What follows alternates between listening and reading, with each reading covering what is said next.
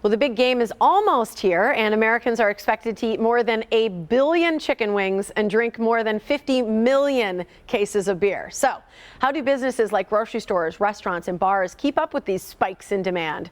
Our next guest says that they are beginning to use artificial intelligence. Joining us today to discuss the planning that goes into such events is the CEO of LLamasoft, Razat Gaurev. Good morning to you, Razat. Hi, Tiffany. Thanks for having me. Absolutely. Thanks for joining us.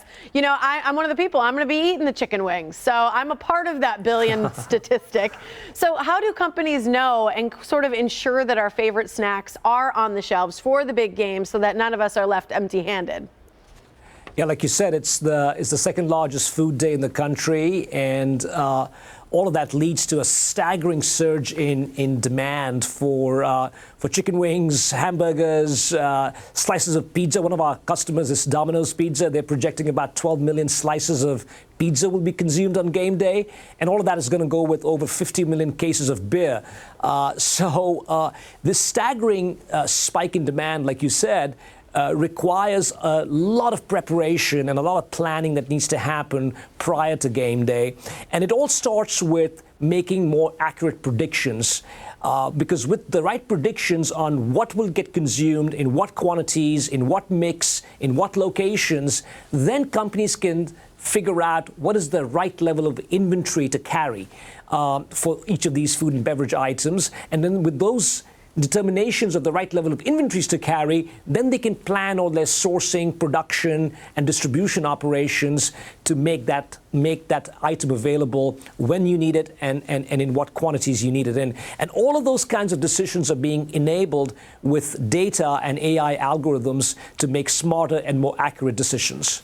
Well, I find that so interesting. And one of the statistics that I read in your information is that U.S. companies are going to spend over $40 billion this year on that supply chain technology like artificial intelligence. So how are they basically doing that? How are they using this AI as a major brand to ensure that what we need is getting on the shelves? How does it translate? Right. The stakes are very high, obviously, because if you get it wrong, then you can have a lot of lost sales and unhappy consumers. If you get it wrong, on the other side of the equation, you can have a lot of waste.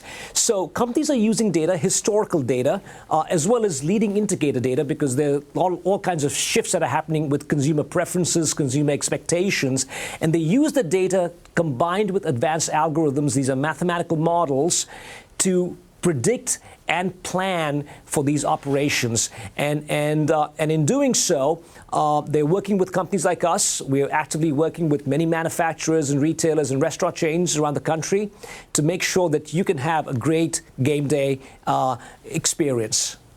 So how are they not only getting the right snacks, but then the right quantities? Are they basing it on what we've done in the past? You know, historical information is useful, but not sufficient in itself, and that's a lot of that is because of the shifts in the consumer behavior. Because ultimately, the source of demand is the consumer, and I'll give you an example. You know, 10 years ago, Americans weren't eating a lot of avocados.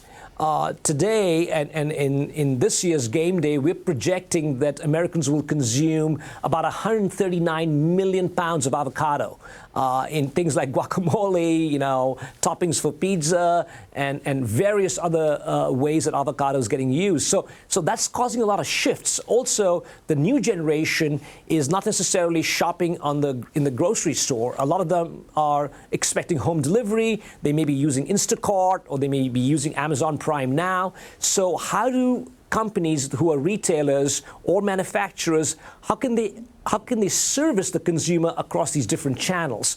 All of this requires a lot of complicated decision making, and that's exactly what AI technologies are helping enable. I think it's cool. It's really cool stuff. And I love what you said earlier about the fact of eliminating waste as well, so that we're not just producing stuff that people aren't using and it goes into our landfills. So I know people can learn more at your website, which I'm going to give in just a second. But I wanted to thank you for joining us this morning, Razat. We appreciate it. Thank you so much. Absolutely. The website, if you want to learn more, is llamasoft.com.